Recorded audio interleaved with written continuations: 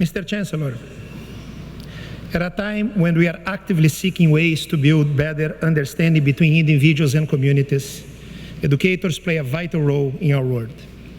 Today's honorary doctor recipient, Dr. Izzeldin Abuelaish, is one such influential changemaker. Dr. Abuelaish grew up in Jabalia refugee camp in Gaza Strip. After attending University of Cairo on a scholarship, he became one of the first Palestinian doctors appointed to a staff position in an Israeli hospital, where he established deep personal bonds with his colleagues. It's through the lenses of this experience that he describes the two lands as like conjoined twins with one heart and one brain. Any harm to one will affect the other. Dr. Abuelaish has overcome many personal hardships, including poverty, violence, and the deaths of his 3 daughters and his niece in the 2009 Gaza war. Despite these tragic losses, he responds that hate is not a response to war, and upholds the doctrine that communication, compassion, and hope will pave the way to peace. Après s'être installé à Toronto, où il est aujourd'hui professeur agrégé de médecine communautaire en santé mondiale à la Dalla School of Public Health de l'Université de Toronto, Dr. Abuelaish a publié un mémoire très populaire, J'ai point en médecine de Gaza sur le chemin de la paix. Le Globe and Mail a dit de ce puissant livre qu'il n'offrait pas une solution politique au conflit, mais qu'il représente un cri de cœur pour la paix. He has spoken in the Canadian House of Commons, the United States Congress, and the European Parliament in Brussels. The recipient of the Mahatma Gandhi Peace Prize and a 5-time nominee for the Nobel Peace Prize, Dr. Abuelaish is a passionate and eloquent proponent for forgiveness and reconciliation. With determination, unwavering faith, and an unshakable belief in love and family, he has dedicated himself to educating through healthcare as a vehicle for peace. We need to feel angry about what's going on this world, but in a way that encourages us to take responsibility, he has said. We must use our wisdom, our kind words, and our good deeds. This is a call for each of us to act as educators and social advocates to be the changes that we want to see. Mr. Chancellor, I present to you Izzeldin Abuelaish so that you may confer upon him the degree of Doctor of Law, honoris causa.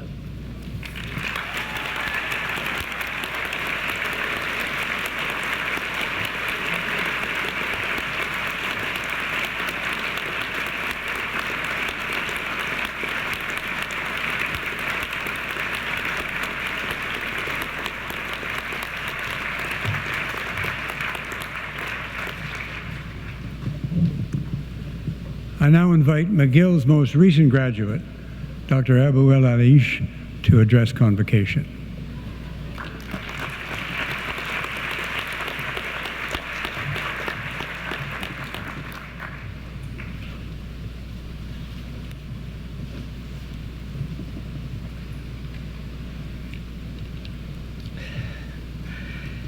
Chancellor Emeritus, Mayor, Principal and Vice Chancellor, Fourth Year, Mr. Banda, Chair of the Board of Governors, proud families and guests, and most important of all, members of the graduate class 2022.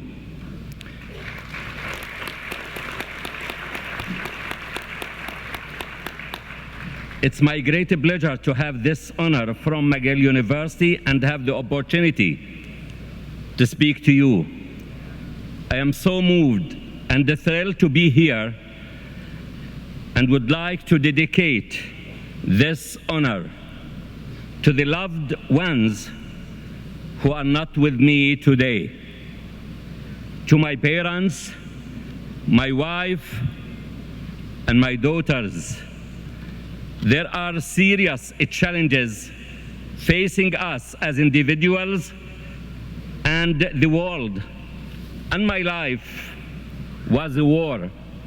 I faced many challenges, but as life increased my aches and pain and suffering, at the same time, life amplified my maturity, awareness, strength, and did not allow all the difficulties to kill my dreams. I found myself in a life as a challenging, as a raging and wild ocean. I realized that the suffering in this world is man-made. This is where hope can begin, because it's man-made and we can challenge and unmade these challenges. I believe there is no greater challenge than the lack of personal responsibility. Taking personal responsibility transcends the circumstances and situations in which we find ourselves. We need to learn and practice to challenge ourselves and to work for a just human world. I learned to listen to my inner voice and follow what it says. Don't say no. After you try, then you can decide if you want to say no or not. I learned as a physician what life and death mean when a person dies. I learned to value all lives immensely and to realize that others have needs and sufferings that I wanted to alleviate through my work as a physician. The Palestinian national poet Mahmoud Darwish said, "He who looks at the sea doesn't know the sea. He who sits in the shore doesn't know the sea. Only he who immerses himself, dives, takes risk, and forgets the sea in the sea. No one knows the suffering until they have suffered. No one knows freedom until they have lost it. No one knows loss until it happens. We must defend humanity and to understand that human beings and freedom are the most holy things in the universe. I saw the hope in the newborn baby I delivered, and I saw the life leave my daughter's eyes, killed in front of me. The world in which we live is endemic with violence, injustice, fear, and hatred. These socio-economic diseases cross barriers and borders. No one is far from risk.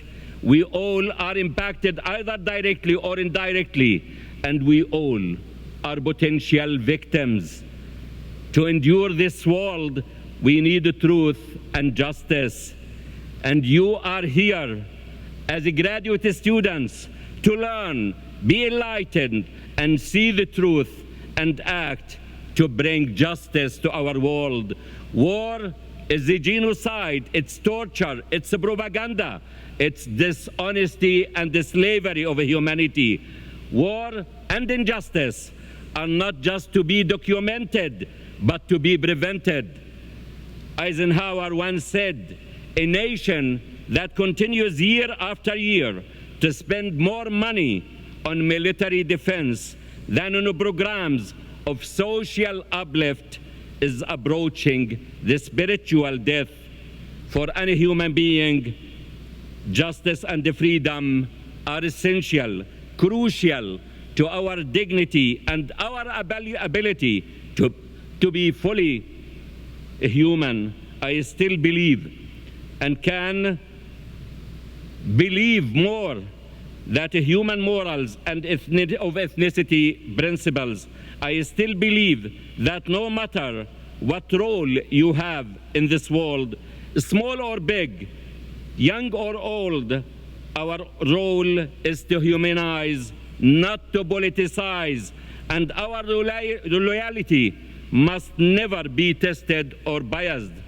I wrote my book, I Shall Not Hate, because the people were expecting me to be drowning in hatred. But the great Lebanese poet Khalil Gibran once said, "Tenderness and kindness are not signs of weakness and despair, but manifestations of strength and resolution."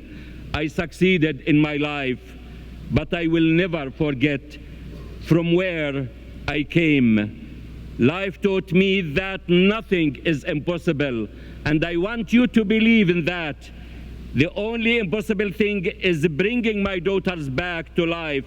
Today, I keep them alive in your hearts, in your minds, and in your souls. I fully believe that we have the knowledge, the talent, and the strength, but we need the goodwill to make the world a better one by sharing our humanity and to realize that there are no passengers on the spaceship Earth. We all are crew. What kind of people must you be? You must be people of values, vision, and leadership. Values provide the basis for health and peace and define who we are. Values include respect for human dignity and social justice. You must promote these values and live your lives by these values. You need to be leaders who translate these values and visions into actions, who call forth leadership in others. Don't underestimate or reject yourself. Don't say no till you try. To make mistakes, and mistakes will happen. Remember not to blame, but to take responsibility. The first step in failure is to lose confidence. The opposite of success is not failure, but it's the trigger, it's the incentive, and the path to success. Don't be afraid of failure. Be afraid of regret. People tell me they are losing hope right now. You are the hope, the new blood and the new leaders with the new vision. The antidote of hatred and revenge is to learn from our children that there is one road to humanity. Peace and success is through education. What can be done to make a difference in this world? The strongest members, as I believe, in any society are women. The women are the author of the survival story of our world. They are the ones behind our existence and our success. Education which helps to smash and destroy the mental and physical barriers within each of us and between us. Education which builds a new generation who believes that advancing a human civilization is a joint, active project, and that the most holy thing is education. In the time and the world of despair and loss of hope, women have maintained this hope.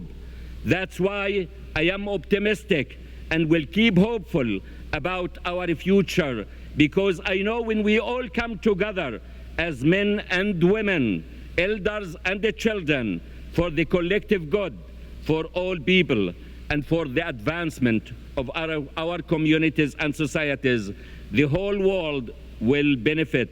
Women are the balance of our world. Women are the reason the world has made it this far. Women who give life and who nurture life instead. And I advocate for this and to continue through Daughters for Life Foundation. Instead of saying behind a successful man there is a successful woman, we need to say parallel and side by side to a successful man, there is a successful woman. There is no peace without women and no peace without the respect of human rights. One can't do everything, but each of us can do something. Let all of us come together to make the world we want for us. Now, as a new graduate, it's your turn, and we must hand over the torch and the baton to you. Congratulations again. I came here because I believe in you. Go in confidence, with faith and hope. The world is waiting for you. Thank you.